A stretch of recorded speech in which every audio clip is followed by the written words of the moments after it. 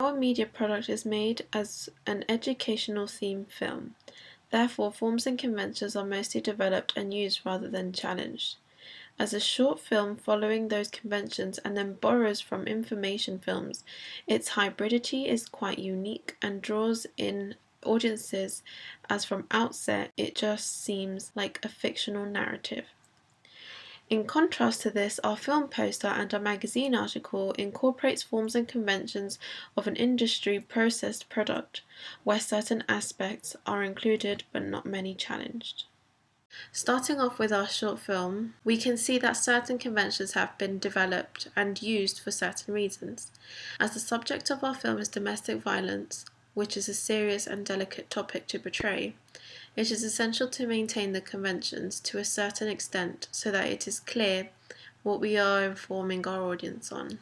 Primarily, we started off our film with a definition of domestic violence on a black background as scrolling credits in a plain white writing style. This was done so that the audience understand the topic straight away, as well as making the atmosphere tense and serious at first instance. This was additionally due to feedback we saw that our audience didn't understand what it was about until the end of the film, where facts started to appear. Therefore, this had to be amended, so we looked at other public information films such as the following. What the hell's this?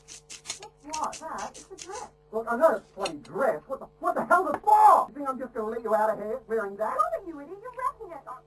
I'm an idiot, am I? What's that idiot? You think I don't know what you're up? What are you doing? Who's going to be there? Stupid little lame hat! Helen! Who is it? Who are you getting all dressed up for? Who the hell are you trying to impress? You're making me stupid. No. You're just making me feel you know what's coming next. Thought you could use this. Right. Come in.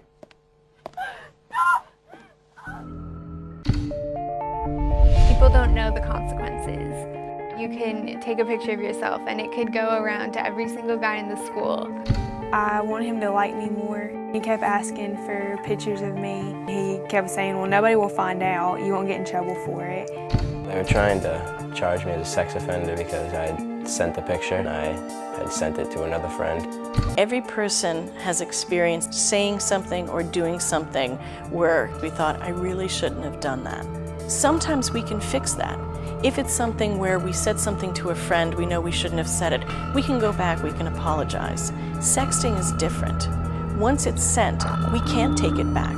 We can't apologize. We can't take back the damage that's done once that picture of us is out there. After watching these, we noticed that their voiceover mentioned what was happening throughout. However, we did not feel the need to follow this convention. We wanted to make it different, so we decided to do it over a black screen with just a female's voice to denote it as sensitive, fragile, and serious. You deserve to feel valued, respected, and safe.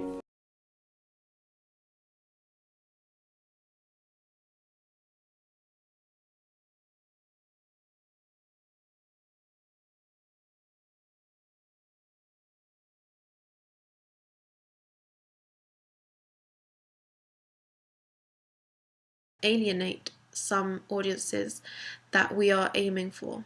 As we decided it would be more interesting to make an educational film about domestic violence and the effect of domestic violence on other people, certain conventions such as the amount of main characters as well as the plot twist at the end were challenged only slightly but was more like a development. This is because our plot twist is hinted at the start of the film, therefore this is a development rather than a challenge. We did not feel it was sufficient during the process of filming to only have 3 main characters. We needed to make sure that that showing the effect of domestic violence is shown as a before and after mirage to the audience. Hence why we have 4 main characters. This was done mainly because of our narrative structure. Our film is a non-linear film, which starts at the end, in the middle has the beginning of the storyline, and ends with the film's first scene. As we started our research for the conventions of a public information short film, we discovered that certain things needed to be met in order for it to be classified as a short film. For example, the maximum time limit of a short film is 40 minutes. Anything longer is known as a feature film. Our product is 4 minutes and 22 seconds, which means it classifies as a short film. In addition to this, there are usually a maximum of 3 characters, as the time constraints do not allow us to introduce more than 3 characters in depth without it being too confusing for the audience. Therefore, we decided to use a simple family of 3, where the main characters are the mum, the dad, and Brandon the son. However, in a way we challenged the convention, as we showed Brandon as 2 characters, his older version and his younger version. We found this worked effectively without complicating the purpose of the short film for our target audience. Further conventions include the budget of the film. As short films are usually not institutionally produced from big companies such as Universal Studios, DreamWorks, or 20th Century Fox, it is mainly made by independent filmmakers. The budget for films are very limited. Not very big, especially for films that are made for potential feature film purposes, as they would like to keep initial making costs low to invest more in the future productions if successful. Our budget was based on DIY, creativity, and innovation to make it look the way we want with what we already have. This convention we didn't challenge, we just developed it, as what we had sometimes wasn't good enough, so we made things in order to suit our vision. For example, the first scene where older Brandon's girlfriend is dead on the floor, we initially were going to do it in a house, and instead of a bat with a knife, and a lot more red liquid substance to represent as blood. However, this doesn't meet the conventions of an educational short film, it would become more of a horror. Therefore, we changed it to finding a bat in our school and using acrylic paint to paint on her face to seem like some blood to show the severity of what is happening. Moreover, in almost every short film, there is a plot twist at the end of the film, creating suspense and enigmas for the audience, which usually are portrayals of real-life situations. This convention was one we could not challenge due to the theme of our short film. We had to base our enigmas and plot twists based on real-life situations in order to make it more realistic. Particularly because of the topic of domestic violence, we can't make the situations in the short film surreal.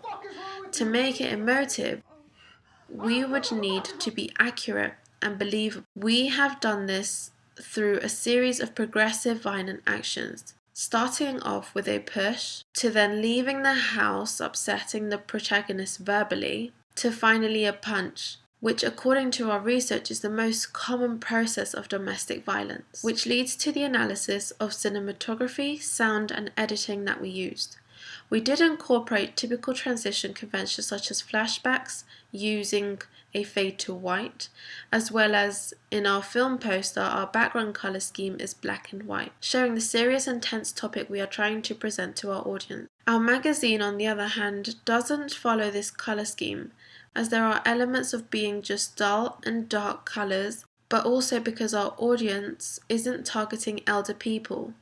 We made sure that when it comes to reading our article, it contains signs of life and hope, due to the fact that we are trying to raise awareness and prevent these events from happening. It is typical of a short film to include shots such as close-ups, which is an efficient and effective form of screening the emotions we want our audience to feel. This convention, however, was also used in our film poster, as we used an extreme close-up of our main character's left side of his face. Not only was this done to enforce our film's name, but also to keep a link between the film and the film poster, which is why we decided to incorporate the themes of our narrative within the film poster. We did this with the use of colours and effects within our poster. I believe we met the codes and conventions of film posters and magazine articles, although in our film poster we did challenge the conventions of including a building block. This was done because we did not feel it was necessary in a short film, as this convention is mainly used in a feature film where credits to all contributors are essential.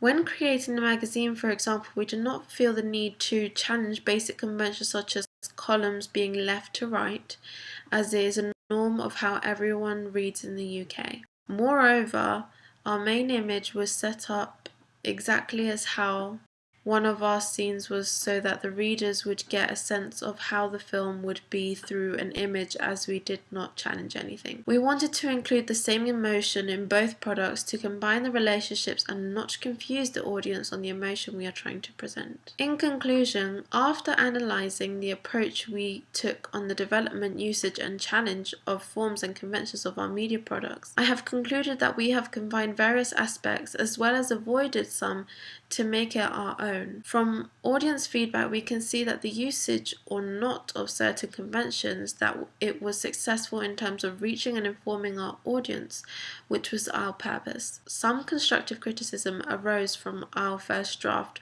of our film, that it was not clear what it was about until the end of the film, and that it was a bit confusing. Therefore, we amended this by including the credit-style screen of a definition of domestic violence, which received further positive comments, making us satisfied with what we produced.